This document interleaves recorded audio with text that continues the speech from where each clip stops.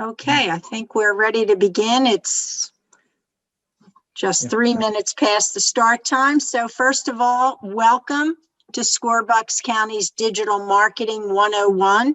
My name is Linda Zangrilli. I'm the current chapter chair for Scorebucks County.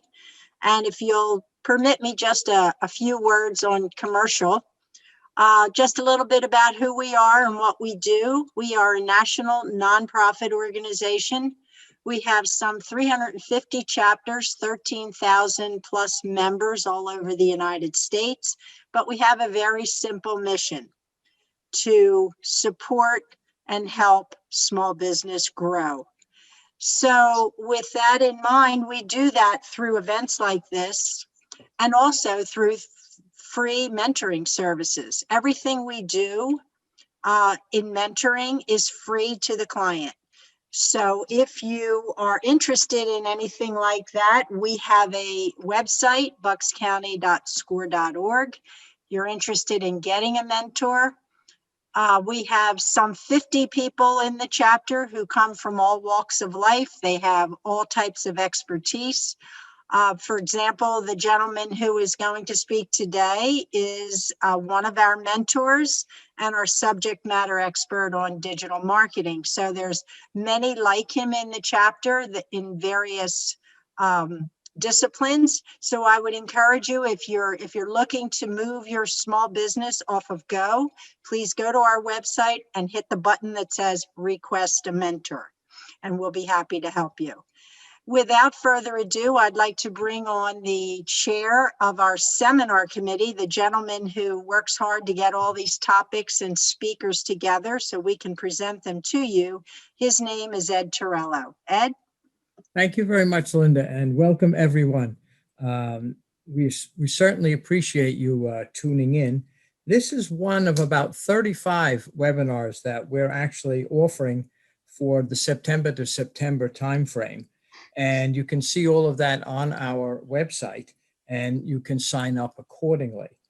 We've tried to put the whole year at once out there so you can see what's there and mark your calendars. I'm just going to make a brief introduction to our speaker, Dr. Don Geltz. He's an associate professor at Holy Family University, and he teaches strategic management, marketing, entrepreneurship, and international business courses. And he's had various positions at quite a few companies, United Technologies, AT&T, and importantly, the management consulting firm of Booz Allen and Hamilton. He's also been a partner in a number of venture capital endeavors.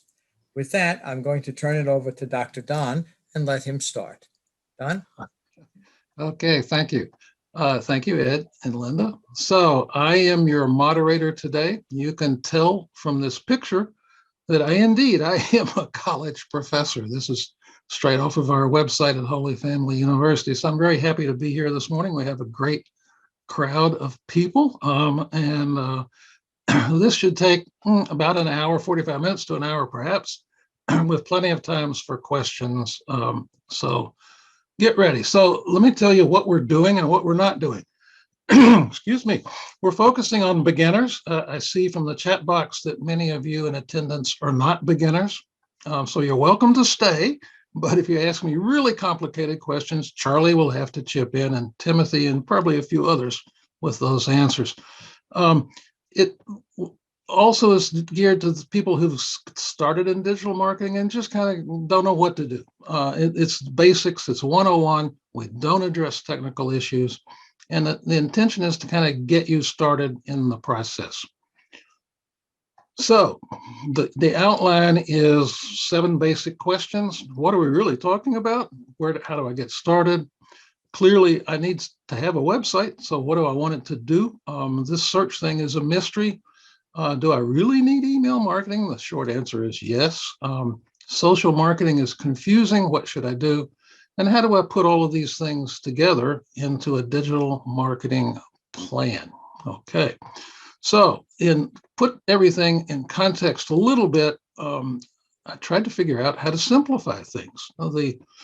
And first of all, it's about marketing. This is not about digital. It's about marketing using digital tools. So I start with marketing. This is a very simple diagram of the customer decision process: awareness, interest, consideration, and purchase. Now, more up-to-date consumer processes, decision processes are circular and interactive. So even with a simple one, we can see there's a lot that could be done. I mean, if I'm starting a business, I want to increase awareness. I could do infographics, a blog post, email, so on, ebooks, lots of information, and I can promote through social media and paid ads. So, okay, I got lots of options. That's the good news. The question is, what do I really do? And then underneath that, this is complicated. This is a diagram called a subway map, obviously, but it's of all the different software and interaction of the software tools to optimize my digital marketing experience. Okay, so I've got a really complicated background there. And then my audience is, in fact, distracted. This is only updated to 2015, but our average human attention span has gone from 12 seconds to 8.25, not surprising given all of the digital and non-digital distractions even before the pandemic.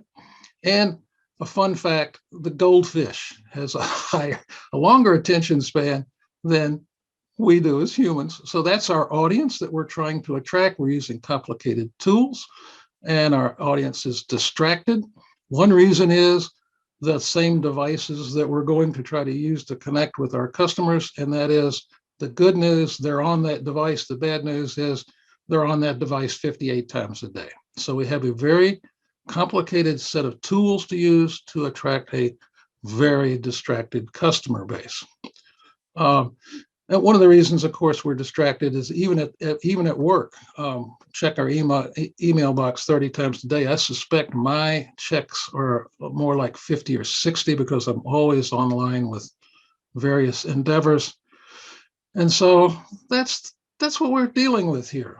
As the bottom line is, we're trying to sell the goldfish. So no wonder this is hard. So I tried to figure out, what am I going to do? So I sat down, by the way, that's the Wall Street Journal that I'm reading, and thought about this. I needed some simple diagram. And this is it. There's only two. I couldn't do one diagram. I had to do two. So the purpose of digital marketing is to create traffic, that is, visitors to your website and to specific pages of your website. So we need a website, we need home base, we need to create traffic to that website. And the reason we create traffic is we want to convert the traffic. We'll talk about different conversion types, and we want to grow the relationship. So that's it. You can go home now. Just kidding. So that's what we're doing. We are not gathering likes on Facebook. Facebook likes are fun facts, but they don't help you in your marketing endeavors. So that's the overview of the purpose of digital marketing. There will be a quiz. Now, I need to see if I can do this. I can start a poll. I want to find out what you think the number one way of creating traffic to a website. So I have a poll here. And what's the number one way of driving traffic to your website? Contests, email, a Prius, in honor of my son who's on this, search, social media, or advertisements on Facebook. So I'm going to launch the poll. If you'll just quickly let me know what you think the answer is. The number one way of driving traffic to the website.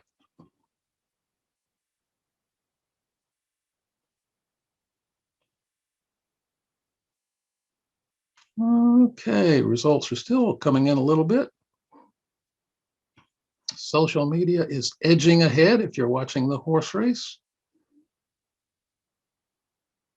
Okay, that's enough. In the poll. So the crowdcast thinks that social media is the winner. Everybody can see that. Stop the poll. Well, it turns out the crowd is wrong.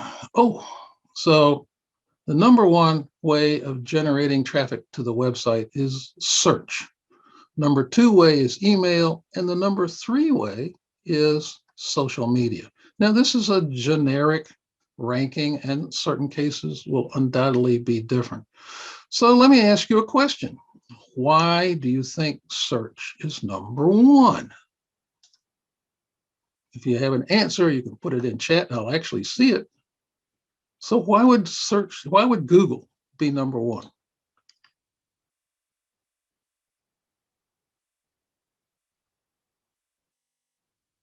Yes, we have a customer. Thank you. So the answer is we have a customer, a potential customer who has entered into the Google search box something like, I'll use this example, organic cat food. So we know that customer, potential customer, is looking for that specific thing. Now, it doesn't get any better than this unless you're a pet store owner. Somebody walks in the door and says, do you carry organic cat food? And the answer is, oh yeah, let me show you. Well, online, this is just a wonderful thing for a marketer. Someone has noticed an interest in a very specific thing. And so this is great stuff. That's why Google is number 1. That's why Google makes a whole bunch of money on advertising to people who searched on that. And then, of course, it follows you around for the next 30 days. Congratulations. Number 2 is email. Number 1 is to have the website. Number 2 is to email. And let's see if I can actually make this happen without. And the main reason there, and we'll cover all of this, is that the return on investment for email is quite high, and it's easy to get engaged and direct a customer to particular web pages with email. And number 3, social media in general. Now you'll notice something different about the social media box, and that is that the arrow goes in 2 ways.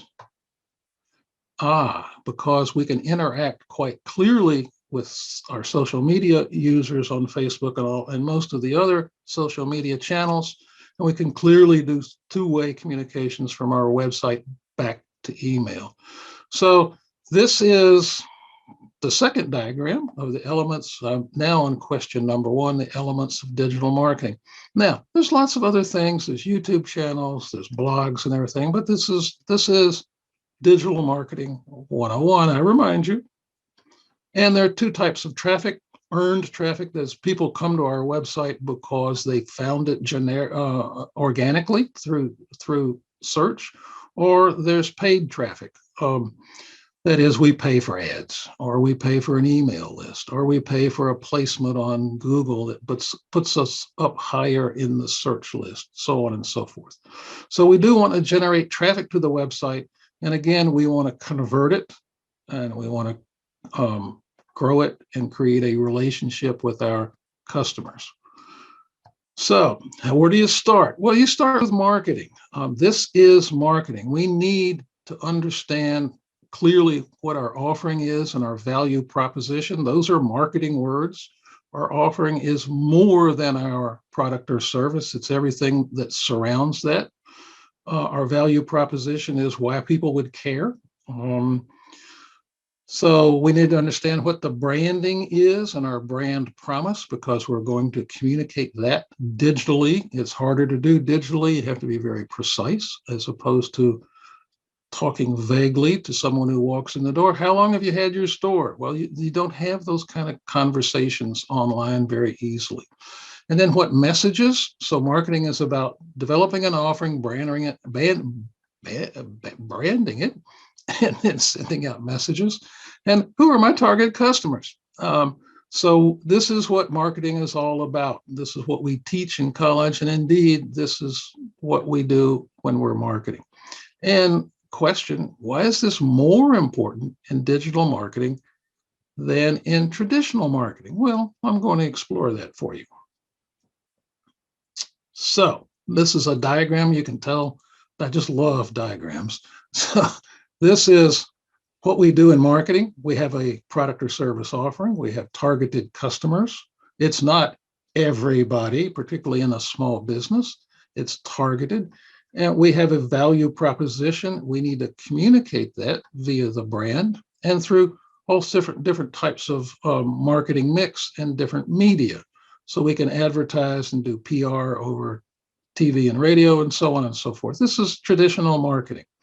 So one view of marketing, digital marketing, no, we need to make money, is that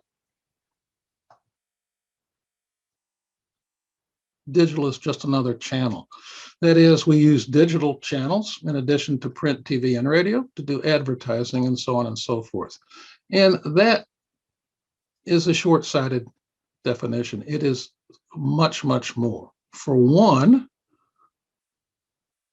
we can precisely target our advertising and messaging. This is some examples from Facebook and all the social media sites, and Google can do it too, can help you target your audience. So this is a huge difference in putting up a TV ad or a billboard or a print ad or any other types of traditional marketing communications. Even though you're advertising in Cat Lovers magazine and you have an ad there for your organic cat food, still there's no way of knowing who sees the ad and what they're going to do with it. In digital marketing, you have all of that. Facebook, you can tailor your audience and select an audience based on your own characteristics. You can update, you can look at custom audiences yourself and lookalike audiences, which is a fascinating concept. So you can actually ask Facebook to find a lookalike audience for you. Now, Facebook makes this really easy. They want your ad money. They make more money when people click on your ads, so they're kind of particular about your ads, but this is the business they're in. And in addition to demographics and location, you can find people based on their interests, hobbies, where they go skiing on the weekends, and so on and so forth, and their behaviors, etc. So this is a huge difference between traditional marketing and digital marketing. This is a big deal. The second big, well, I think it's out of order. Let's see. Yeah, the second big deal, and then I'll go backwards, is that it's two-way. That is, we actually can communicate with our customers through our website, our blogs, Facebook, and product rankings, and every other darn kind of way. In traditional marketing, this is just plain hard. So digital marketing offers us some huge advantages. So what do I want from my website? And you'll notice that I am not having a discussion on whether you should have a website. I'm assuming, based on my original diagram, we need a website. One reason you need your own website as opposed to just a Facebook site or some other social media accommodation is that it's under your control. You do not want your branding and your customer lists and your interactions under Facebook's control. And so you must have a home base, and you want to own that home base. Even if it's just a simple website out of Wix, it establishes your credibility. It's kind of an electronic brochure, at least. That is, it talks about what you do and how you do it. It gives some background into who you are. It might have some technical information and so on and so forth. This is all under your control. You must have a website. You can, particularly in a small business environment, decide that you don't need very much of a website. That's fine. So you can do the first 3 or 4 of these to get started. That's fine. But you'll find once you're into it, it's just such a great way of communicating information and two-way communicating information to your customers. So skipping all of this. Oops. Charlie, I'm going backwards and forwards. Why is this? Second thing you want from your website, of course, is visits. That is, you want people to come. And this abbreviation here is calls to action, CTAs. In every single page of your website, every above the fold, as it's called, the first look at your website, and below the fold, you want to have a call to action. And you want to have those calls to actions lead to conversions. And then finally, you want repeat visitors. Now, conversions can be all sorts of things. Obviously, if it's a conversion to a sale or a customer, that's fine. You can also, a conversion, a perfectly valid conversion is collecting emails. So you can have a contest or a name this product, or send us, click here and get 10% off. And your objective is not only to make a purchase, but to connect the emails. So the conversion can be donations, inquiries, looking for more information, all sorts of things. So having a conversion, targeted conversion, is really useful. And then of course, after you have them on your website, you want repeat visitors. So we're still on the website. However, remember, we're talking about the goldfish. And so we need to really focus in our website on repeat visitors. That means we need to be extra conscious of the design. You want to make the website clean, easy to read, easy to find. You need to have it capable of scanning in 5 seconds and telling people this is why you should do something, quite literally 5 seconds, because we're talking about goldfish. Easy to navigate, so on and so forth. Responsible, certainly today, mobile friendly. At least half of purchases today are made on mobile devices, either phones or ThinkPads or whatever. And then to get repeat visitors, and this is exceptionally important, content. So putting up a website that is somewhat passive is an electronic brochure, tells you, your customers, yes, you're real, is really useful.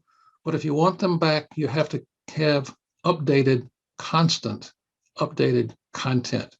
It can be a top 10 list of this and that. It can be a product brochure. It can be an update. It can be anything. But in order to rank your website up in search, and in order to continue to attract people back, content is really, really important. Now, up to now, we haven't talked about hard work. This is hard work. So generating a new blog post every week or even every month means you have to sit down and do it.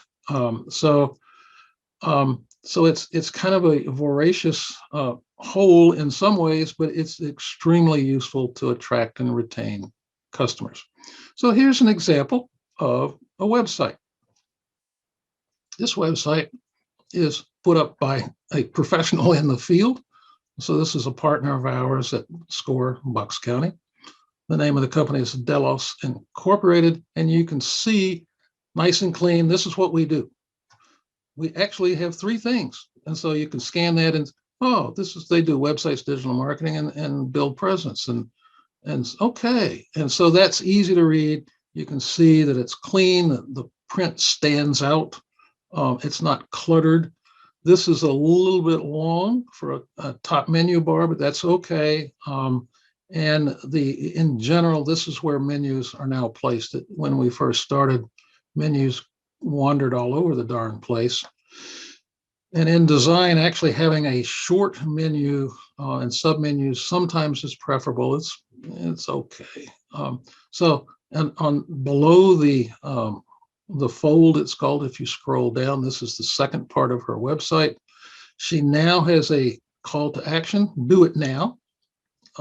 She could have up here, and I would have recommended to Donna, is have a call to action up here, but she probably said, let's not clutter this thing up. She could have said, click here for a free 10-minute evaluation of your website. So lots of things to do here to generate traffic and get an email list. And so here again, it's very clean, have featured services. And then at the bottom, and that's just, not unusual to have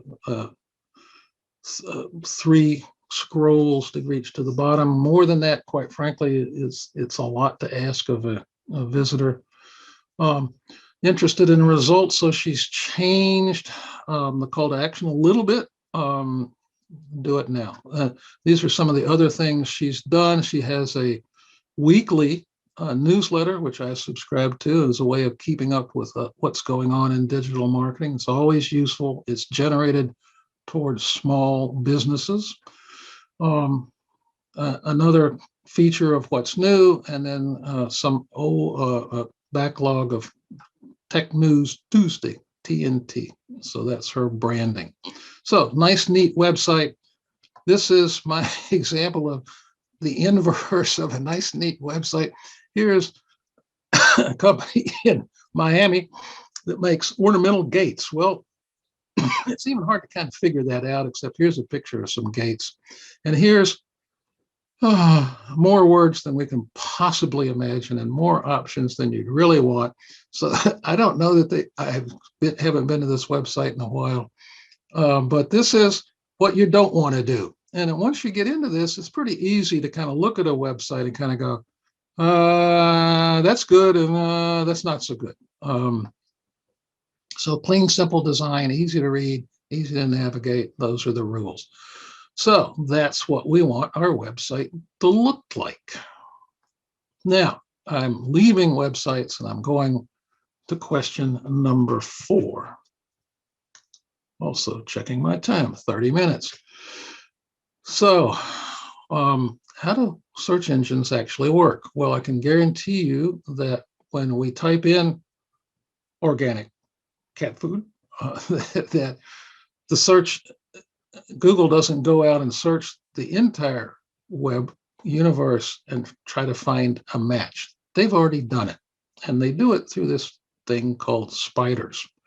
And they actually continuously go out and look at every single page and everything on every single page, every word, every keyword, every tag, basically everything, and categorize it. So this is all automated. That's what half of all those server farms are all about. So that and then they rank each page according to the keywords and other descriptive capabilities. They rank them in terms of the match. They rank them in terms of whether the site has been updated, and lots and lots and lots of other complicated factors that as small business people, we typically don't have to worry about, but this is all done in advance. They also rank the page in terms of whether the content has changed since the last time they were there. And if it hasn't, it tends to push the search results down in terms of where it lands on the page. So that's how search engines work. It means that we have to be careful about what's not only the design of our web pages, but what's on there, the keywords, descriptions. So if you're selling, oh God help us, organic cat food, you might talk about more than just that on a web page without cluttering it up. And they will go to the more complicated word. The spiders go to the more complicated descriptions. So you don't have to be parsimonious on the details. You just have to be sure that it's easily acceptable by the customers. So that's how search engines work in their nutshell version. Now, do you want to do search engine optimization? In my opinion, nah, forget about it. That's New York City for don't bother. It's just way too complicated for small businesses. There are some basic rules of search engine optimization, which we could go into in a separate webinar to kind of get you started down that path, but we're not going to do that today. The number one thing you should do is register on Google Business. Google Business is now expanded to where you can actually do kind of miniature clips, little ads. It is free. And if you search on organic cat food near me, it will show the businesses near your location where people sell organic cat food. I swear it works. And then register on the local sites and ranking sites such as Yelp and Yahoo. If there's particular sites that are review sites for your industry, whether it's a restaurant or home repair or anything else, then find those sites and register on those as well. The thing you can do is do simple research, and Google makes it easy. There's a keyword planner on Google that you can access. Just type in keyword planner on the Google search box, and you can find out what others are doing. It gives you similar keywords. It talks about competitive websites, and so you can go to competitive websites and find out if there's another competitor locally or even regionally. Go to their website, see what their website looks like, see what keywords and offerings are on their websites, and reflect that in the text and tags on your own website. So that's worth doing, in my opinion. Getting too detailed about SEO is just beyond most of our capabilities. I wouldn't do it personally. We were in a couple of years ago a SCORE seminar, face-to-face seminar, and we had a guest speaker who was an expert in SEO, and I learned a lesson there because the person who was sitting next to me turned to me after about 5 minutes of his presentation, and she said, "What is SEO?" And I went, "Well, there you go." So for our SCORE audience, this is generally not something we pursue. There are plenty of people who are experts in this field, good consultants and so on. So that's search. And if you typed into Google Business your location, and I was interested, I live in New Hope, Pennsylvania, coffee shop near me, there you go. Starbucks, LTC in Lambertville, and Fred's are the top three. This is free. Starbucks is Lambertville, Fred's Breakfast this is all free, and there are some other locations surrounding as well. And then you'll see this is Yelp, best 10 coffee and tea places near my zip code. And this is also free to register with Yelp. It's important, and I'll throw this in, although it's not really a topic, is to monitor your rankings. So if someone complains about something, you need to go and fix it. Whatever it is, even if they're totally wrong, it doesn't matter.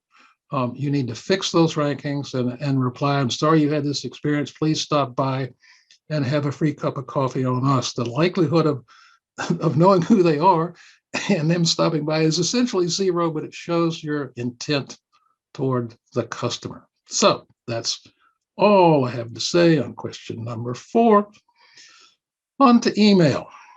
So we've covered the website, what we want our website to do, and we've covered the basics, really 101 basics of search on to email.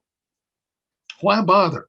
It seems kind of old-fashioned, but it's so easy, and it's a way of communicating. And people still tend to read email, depending on the age of the target.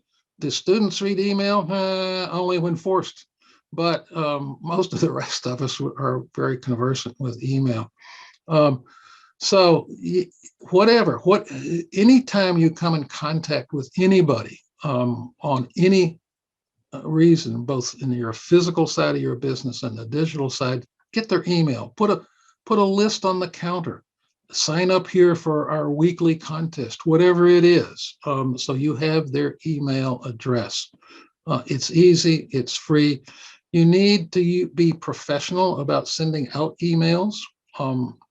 You need to use a Constant Contact or an MailChimp or whatever it is. There are 3 or 4 of them. At the lowest level, they're free, but it allows you to format your email in a consistent and professional manner. It allows you to manage email lists either as a merge or where you got the email. So it's a wonderful management tool. It's pretty simple to use with email. And then you need to contact your customer list or your email list.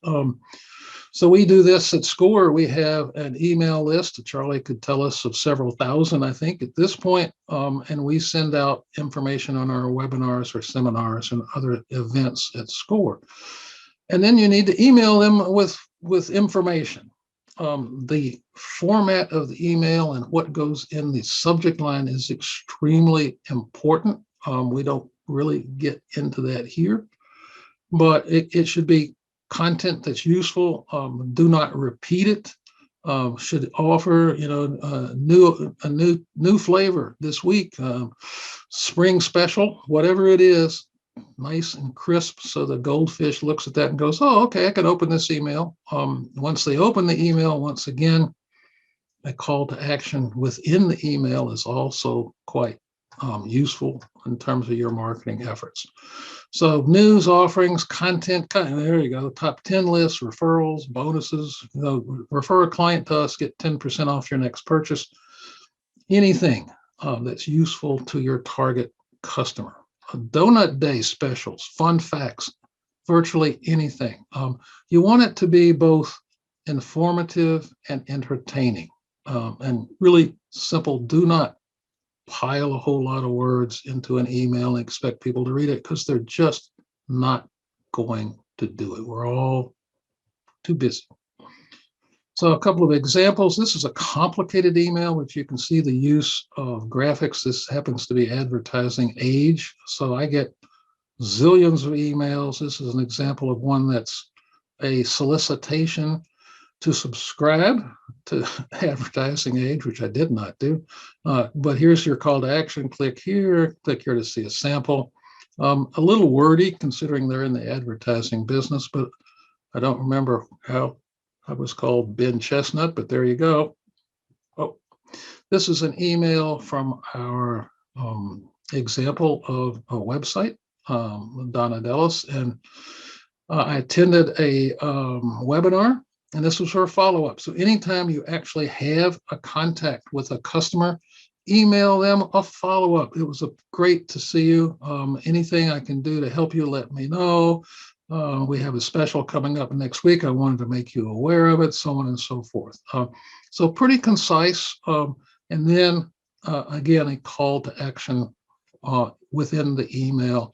And whoops, here's, I have a trigger finger. Here's some things you can also do if you get that far down in reading the email. So keep it simple. This is an extremely useful tool. You need to get those emails. Build your email list. This is a very valuable thing to do. One of my SCORE clients was in the business, a very specialized business of education for disability. So she was a consultant to clients in the disability education field. She got ready to sell her business, and I happened to be her SCORE mentor. I helped her do that. And one of the most valuable assets she had was a very well refined and targeted email list. She sold her business for way more than, quite frankly, either one of us expected. And I think one of the reasons was that email list. It's a very valuable asset. Okay. So simple stuff. So this is no different than anything else you do. What do you want to make happen? So if you're an email campaign, establish your goals. What's your response rate? What do you want? How many additional sales do you get? How many referrals do you want? And the reason to do this is, how else would you know whether it worked or not? And make it appealing, target the audience. You can use targeted email lists, and then use that data to cycle back and go through again. One of the wonderful things about email and digital advertising is you can actually send out 2 different emails formatted, or put 2 different ads up or multiple ads up, and see which one brings the greatest response. And so you can manipulate the colors and placements and number of words on the page and everything else, and really in a incredible feedback loop that we don't offer in any other forms of marketing, a refinement tool on our efforts. Okay, we're down to question number 6. Social media. What social media site should I use? And so this is really complicated, and this is a simple way of understanding it. Here's 4 different sites. Facebook, I like donuts. Twitter, I'm eating a donut. Hashtag donut. Instagram, here's a photo of my donut. And LinkedIn, my skills include donut eating. So this is basically what it's all about. I still kind of giggle at this. Now, obviously, this is not enough. So there's a lot of data out there on these social media sites. This one is actually up to date. It's interesting. There's a lot of information here. Basically, if you're exploring social media in a paid way, you want to go where your customers are. So you need to figure out where your customers are. And there's a lot of information on the individuals. And this is just, of course, the first level. There's lots of different more specialized social media sites. In terms of the gender, age, geographic location, time of day, there's a huge amount of information. And down at the bottom, you'll see the monthly active users, 250 million, 326 million for Twitter, 2.23 billion for Facebook. Okay, and 1 billion for Instagram, and 300 million. So they're around 2 to 300 million distinct visitors monthly, 2.23 billion active users on Facebook. And now let's put this in perspective. The population of the globe, I think, is around 7.5 billion. Now, so the implication is 2/7 of the population are on Facebook every month. Kind of go, really? No wonder they make so much money. 1.5 billion daily active mobile users. Okay, now we know who's the biggest. That does not make them the best. It depends. Clearly, if you're marketing and want to connect with other businesses, LinkedIn is the place to go. If you're really can really sell visually, then this is the place to go. So home furnishings, that you have instant appeal and you kind of go, yeah, I'll take that. That's Pinterest may be the best place for you. Now, all of these sites will help you spend your money. They make it easy. They make it attractive.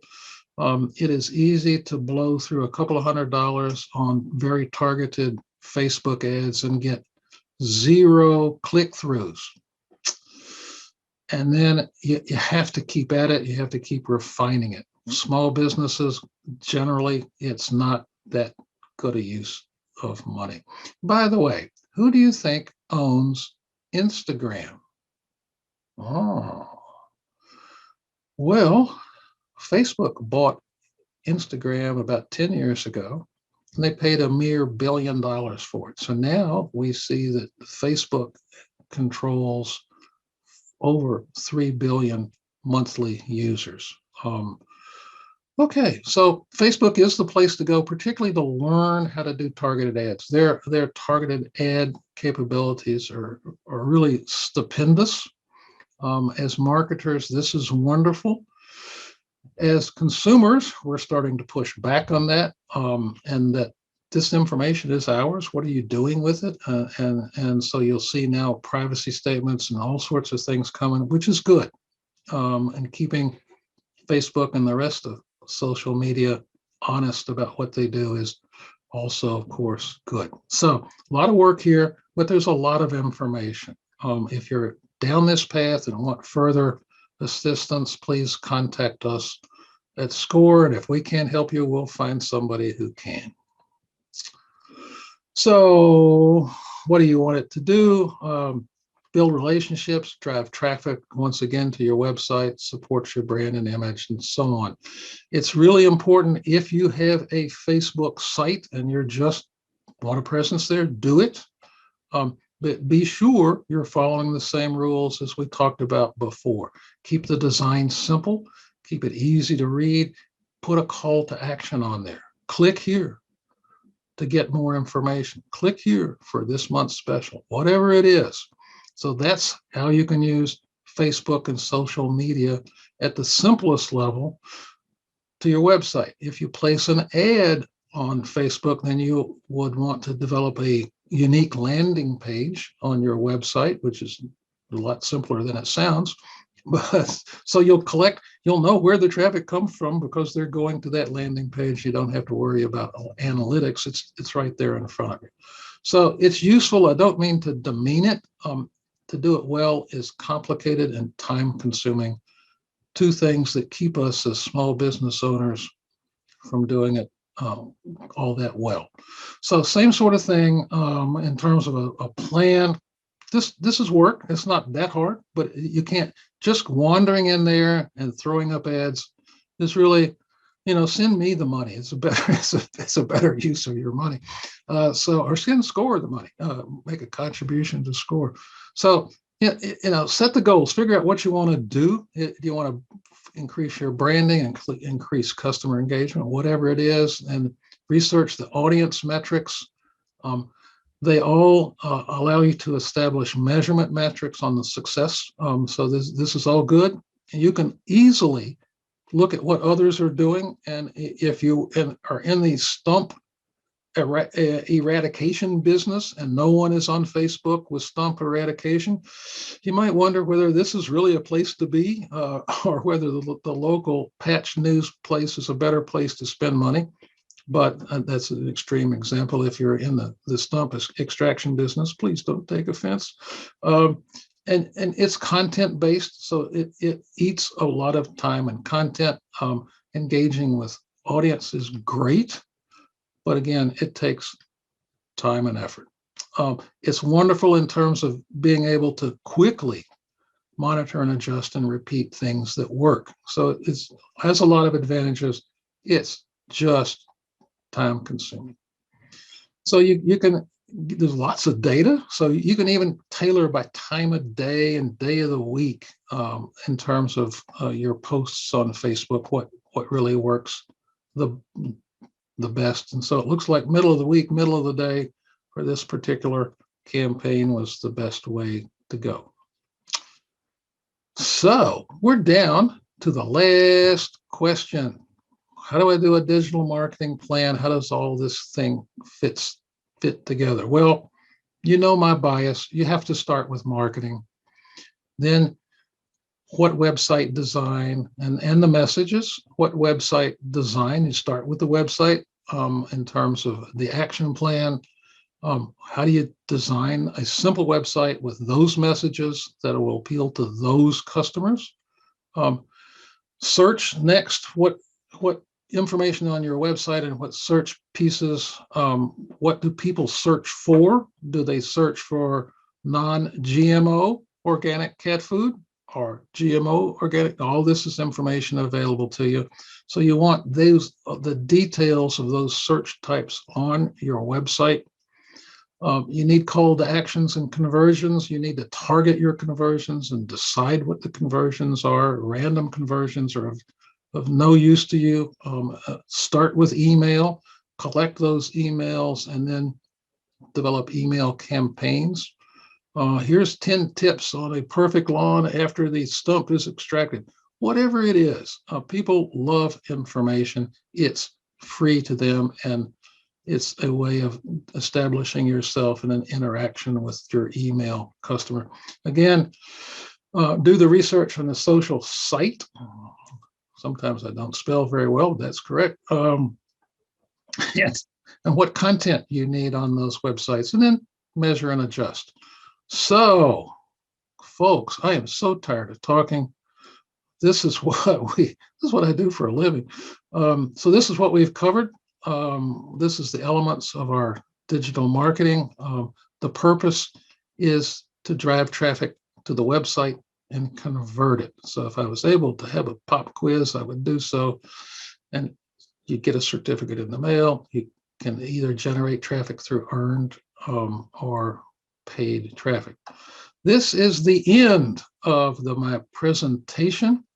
You'll see that somebody's been taking drive-by pot shots at my end sign here. It's pretty dry after that. So that's it for today. I hope this has been useful to you. However, there's more. Let us know what you need in this arena, in the digital marketing arena. There's lots of things that we could explore. E-commerce is something we've never, to my knowledge, had a webinar or a seminar on. The nuts and bolts of advertising. We could spend a lot of time on that, and so on and so forth. I don't know what the list is. We don't know. Let us know. So you can let us know in an email. I forgot to give you my email. Oh, well. My email is Charlie Morris at whatever.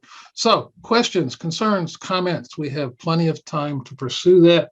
Right, what they should do is click on the question and answer little icon and type in your question, and then I will relay them to Dr. Don, and we can move from there. I do wish you, please call me Don, but when a student calls me doctor, it means that they have some bizarre request. So, or they're in trouble. I'm trying to make you look very professional. Well, it's too late for that. So our first question is, how often should I change things on my website? I guess so that you can keep it refreshed or whatever. Is there sort of a rule of thumb? Is it like once a week, every couple of days? Not to my knowledge. Yeah, that's a good question. It depends on what you want the website to do for you. If you want customers to come back weekly, then obviously you need to change every week. Only put information up there that's useful to repeat visitors. So as often as you can put something up, once a week is plenty. Once a month is probably not often enough in general. Well, you mentioned in your presentation that the search engines are always looking at everything and then I guess updating whatever they update. Yes. So once a week is sufficient for me to Yes. be by the search? Once a week is sufficient. Look, we're small business people. We don't want to spend all nights and weekends updating stuff on our website. So set up a schedule for yourself of once a week, sending out emails and putting that same information on your website. Start simple, and have a schedule and stick to it, really is the best thing to do. All right. Another question is, how do I actually go about collecting emails? I mean, I just can't stand on the street corner and say, hey, give me your email. Well, you can. If you have a physical location, or if you have a speech impediment like me, if you have a physical location, on your counter you put out a piece of paper and say, give us your email list so we can update you on specials. On your website, click here to get our weekly coupon. Well, what do you think? How do you think you're going to send them? The form that you open up is going to say, give us your name and email address at a minimum. So anytime you have an interaction of any kind online, you pop up a form and you saw it on SCORE. We collected your email address. Congratulations.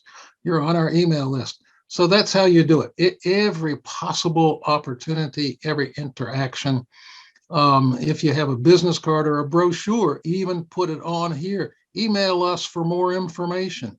When they do that, you're going to have an email that says info at the name of your business. It's going to pop up a collection form. Here's another question. Is it worth it to buy email lists, or that would actually put me into a spam folder with those type of emails? Yeah, in general, the answer is no. There are plenty of email list vendors. I've tried this on a couple of businesses. It's not all that expensive, and therefore it's really tempting. But for the most part, those email lists are not very reliable. Sometimes they're just padded with everything. You'll find that the bounce rate, that is the emails that come back, is no one's there, is 25%. So you can just count on half of those emails being worthless. It's worth a try, and maybe within an industry segment, there are email lists that are better ranked than others, but no, you're better off, in my opinion. I know it's hard because it takes time. You're better off, in my opinion, understanding how to best interact with your potential and current customers and getting their email list that way. And Don, one thing I'd like to add about that Sure. is the current etiquette is that you request permission Right. to add people to your mail list. And if you just add them from a purchased mail list, you actually run two additional risks: that those new people could report you as a spammer, or the email hosting service like Constant Contact may notice that you've added a lot of emails and may ask you what happened. Yeah, we agonized over this in SCORE too. I mean, our targets are small business people in terms of clients and educational efforts. And the Newtown Business Association, other business associations, a lot of them list their members. And so we could have scraped, the term is, those email lists from those sites. And we decided, well, first of all, they're getting an email from us. And the first question is, who the heck are you? So certainly permission granting is good, but even that, Charlie, in my opinion, you're better off establishing yourself and starting a relationship with your customers in a better way. There's another one, Ralph, from Ralph, is the use of Google Forms a popular tool for email collection? I think so. I'm not a Google Forms user or don't know much about it, but I think it's just another way of popping up a form on our website. There are simple apps in WordPress and other website languages that are form generators, and those work as well too. So I don't know. Anybody else have an answer to the question better than that? Pipe up. All right. Here's another one. I want to recruit someone to manage digital marketing for me. How do I test that they know what they're doing? They need to do, for example, everything for the website, email, SM, Google reviews, create content, campaigns, etc. Yeah. How do I figure out if the person isn't just BSing? Well, it's like buying anything else. You can ask for a test drive, find out references, walk around the corner to another person and say, how do you do it? Find out people that do it well just by observation and ask them who their vendor is. There's, it's like, to my knowledge, there's no ranking service for providers. And even in, even in New Hope, Lambertville area, there must be 5 or 10 different people that say they do digital marketing. I know of one who's good. But in SCORE, we do not give individual references. If we had a list, and maybe we do, Charlie, here's 5 people that might be able to help you. Now, without commenting on who that person might be, one of them was in the presentation today. But there's no magic bullet, no process that I know of that makes this easier. So they're also asking, as sort of a follow-on to that, where should I advertise for this person, and what's an appropriate starting salary for someone like that? You want to hire someone? Yes, that's what I said. I want to recruit someone, so in effect. Well,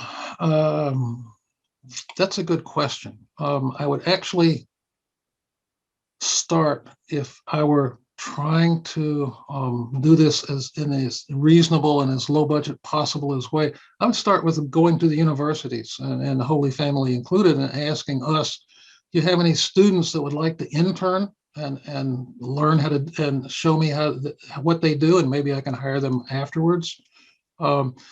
It's very strange to say this, but believe it or not, local employment Craigslist is not that bad for this type of thing. And then, it's the hiring process of interviewing, show me samples, here's a week's pay, show me what you can do.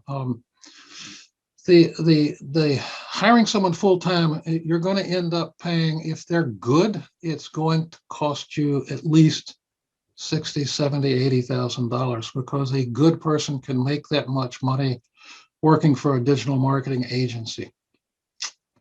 That's why most folks outsource this as opposed to do it in-house. All right. Here's a question. I'm not 100% sure. How significant are relationships in small business? If yes, how do you build this in an electronic environment? Well, it's the same, I think. That's a good question. It's not, it sounds not that obvious, but I think it might be. And it's based on trust. The reason you have a relationship with someone is that you actually do what you say you're going to do, and you do it, and you do more. So if you're using digital marketing as a come on, and you're not really offering 10% off of this, or this is not really this week's special, or this information I put on my website is comes from somewhere else and is not attributed to that source, then people figure this out pretty quickly. So I think trust is the core value of any relationship, and you cannot afford to break that trust, because what will happen is if you don't deliver on your promises, you'll see those comments on Yelp and other places pretty darn quickly. That's probably not a satisfactory answer, but that's the only thing that I think is appropriate. So basically what you're saying is, assuming I deliver what I say I'm going to deliver, I should be getting positive marks on sites like Yelp and things. Absolutely. And you should be able to get a reference from that customer, and you should be able to get a testimonial from that customer you can put on your website. If every time you ask someone, would you put up a brief anonymous testimonial, and they say yes, then you know you're doing well. If most of the time people say, no, I don't want to do that, then you're not doing a very good job of establishing that relationship. It seems to me like everybody talks about the term website, okay? And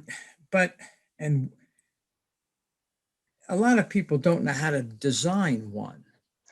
And that's sort of all part of the marketing story. What do I do? Do I go out and advertise for a web designer? Or do I go to the college and say, do you have a web designing class that I can take? Or is there a combination of students in the class? You get my drift? People, yeah, okay, I need a website. What do I do?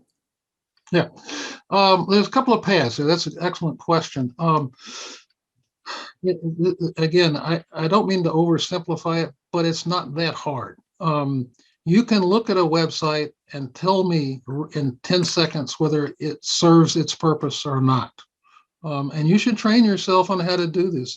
And just look at different websites and say, does it meet these criteria? I have somewhere in my files a list of design criteria for websites, which I'll be happy to forward, and we can post up on SCORE. But it's simple, consistent colors. Can you look at it and tell what this person is doing? So you go to some websites and you kind of go, I don't get it. What business are they in? So if it can answer the simplest possible questions and it's clean and easy to read, that's a good website. So don't make this more complicated than it needs to be. That's my first piece of advice. Now, if you're building your business and you want a professional website, then going to the college is not going to help you. Go to a local agency and ask them for examples of small business websites. And if you like what they do, tell them you want a bare bones, down and dirty start of a website. What can they do for you? And see what it's going to be. I have never done this. My suspicion is you're going to be investing at least $500 to $1,000 just to get that. And sometimes if the agency is busy, they don't want to mess with that. They may then refer you to someone who does. There are a lot of independent operators out there that do perfectly good work. If you want to do it yourself, the easiest one, I believe, is Wix, W-I-X. You can do a simple website and get that thing up and running for I think $20 for a year or some other very small amount of money. And that doesn't make it a good website, but it's a way of getting started, and then you can play with that a little bit and then take it live if you want. Or actually doing that as a way of figuring out what you want is a good idea. I'm in the process right now of designing a fairly complicated website. I have no intention of doing it myself, but by starting it and looking at different menu options and different ways of getting the information out there, I've started to have a much better idea. You need to own that website. And if you don't like it, then tell the person that's doing it, you got to fix this. So it is a reflection of you, your business, and your professionalism. So be particular, but don't make it too complicated. When you use the term go to an agency, Yeah. Are you referring to an advertising agency who has a digital? No, these days there are digital marketing agencies and digital marketing consultants, small shops. The reference within the presentation, Donna, I think, has 4 or 5 people. She does a wonderful job. I'm sure there are others of that size, and you do not want to go to a big downtown Philadelphia marketing agency because they don't want to talk to you. You're just too small for them. So you're basically something a little more local. And within Bucks County, I assume this. Oh, yeah. Well, I know there's one at Lambertville. There's several in Doylestown, up where one of my doctors is, and I forget the name of that, Pleasantville or some small little crossroads. There's another one up there. So believe it or not, type into Google digital marketing agents, consultants near me, and you'll get the list. Okay. I don't have any more questions at this time. Okay. I think we had quite a few. So And there is one in the chat. Oh, okay. There's one that asks about are mentors and students available via SCORE or the SBA to help with website development and digital marketing planning. We don't have students, but the colleges, as Don mentioned, have the potential, I guess, of having some interns, but they're not associated with SCORE. So how would they go about that, Don? Well, the only way I do is go to the college websites. The ones in downtown Philly are more likely to have digital marketing programs than the ones in the burbs. We teach at Holy Family one class, but to answer the first part of the question, yes, come to SCORE. We can help you. Absolutely.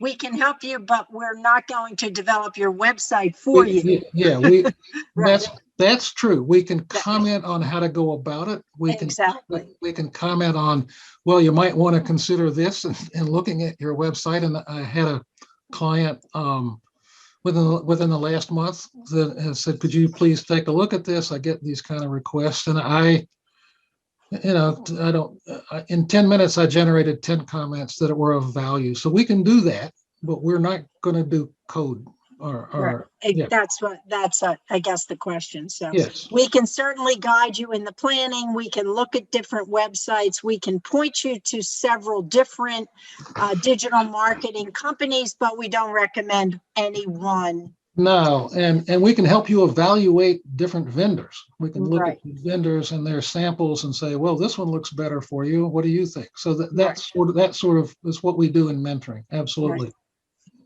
Good. Well, great. Well, we're right pretty much at our appointed hour. So I want to thank you very, very much. Just so everyone knows, we do send you a copy of the transcript and the slides, and we send that out relatively quickly. And so if you have any other questions or comments, you can email either SCORE ourselves, SCORE Bucks County, or Dr. Don, and we'll help you as best we can. So in the chat box, Charlie's going to kill me if I don't mention this.